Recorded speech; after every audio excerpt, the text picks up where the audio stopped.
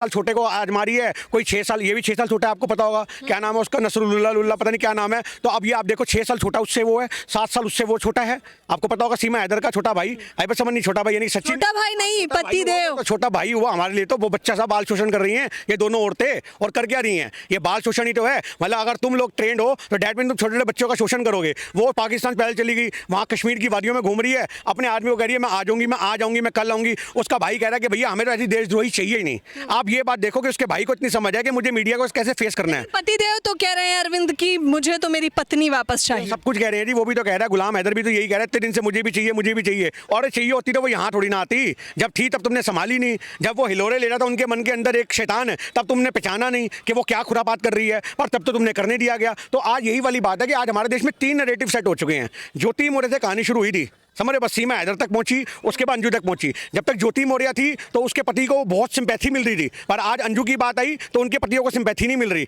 आज अगर सीमा हैदर की बात आई तो उनके पतियों को सिंपैथी नहीं मिल रही, तब लोगों के मन में मोहब्बत जाग रही है। आप देखो जी, मतलब हमारे देश के अंदर ही 2 नैरेटिव हैं। अगर ज्योति मौर्य ने किया, पढ़ी लिखी एसडीएम ने किया, अगर उसने अपना पति छोड़ा तो वो बच्चलन थी, हैं अंजू करेगी, सीमा हैदर करेगी तो वो प्यार होगा। ये भक्तों का डबल स्टैंडर्ड हमें समझ नहीं आता। कह रहे सूर्यवंशम वाली ज्योति चाहिए हमें, जैसे सूर्यवंशम में वो पैर छूती है एसडीएम बनकर भी आदर करती है। देखिए सबसे बड़ी बात यही बात है, आपने सूर्यवंशम की बात करी। सूर्यवंशम एक मूवी है, मूवी के अंदर तो बहुत चीज़ें दिखाई जाती हैं, असलियत में वो चीज़ें नहीं होती। आज हमारे को जो ये फिल्म देखने को मिल रही है अंजू की, और ये थोड़े दिन बाद ये ब्लॉकबस्टर बनेंगी। आपको पता होना चाहिए इंडिया और पाकिस्तान की अखंड भारत की एक फिल्म बनने वाली, जिसके अंदर यही दोनों स्टोरियाँ होंगी और सुपर हिट। और उस फिल्म को प्रोड्यूस भी हम कर देंगे सारे लोग मिलकर के। भारत के बनाने वाला कोई चाहिए, कोई डायरेक्टर चाहिए। रोने तो असल में यही ले लो, शक्लें तो इनकी भी ठीक ही हैं। अब अंजू को अंजू कहेंगे या फातिमा कहेंगे? देखिए हम तो उसको अंजू भी कहेंगे, उसको फातिमा भी कहेंगे, क्योंकि आज वो भारत की है तो अंजू है, पाकिस्तान की तो फातिमा है। ये तो आज सोचने की बात है कि वो अपने आप को क्या मानती है। आज वो कहती है कि नहीं मैंने शादी नहीं करी है, खुल के सामने तो प्यार की दीवानी मानती है, नसरुल्ला से उसने शादी कर लिया, देखा नहीं प्री वेडिंग शूट देखिए उनके। सबसे बड़ी बात यह है कि हमारे तो देश का सिस्टम ही बदल गया।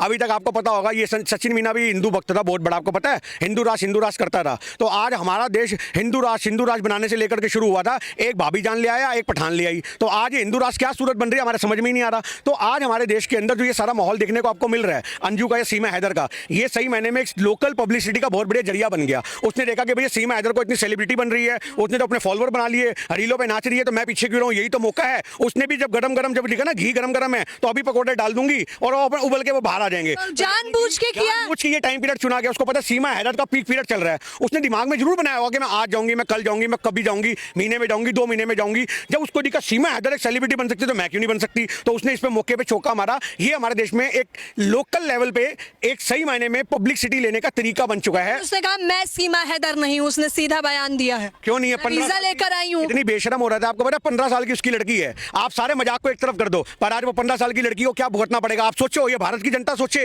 वो तय करे कि एक 15 साल की उसकी लड़की जब गली से निकलेगी तो लोग उसको क्या बोलेंगे, अरे ये इसकी माँ पाकिस्तान गई, अरे वही तो है, उसने अपनी बेटी को जीते जी मार दिया। उसका बाप रो रहा है, कह रहा है कि यार मेरे साथ क्या हो गया, हमें समझ ही नहीं आ रहा। तो आप सोचो, उसने अपने बाप को जिंदा बाप पे कफन डाल दिया।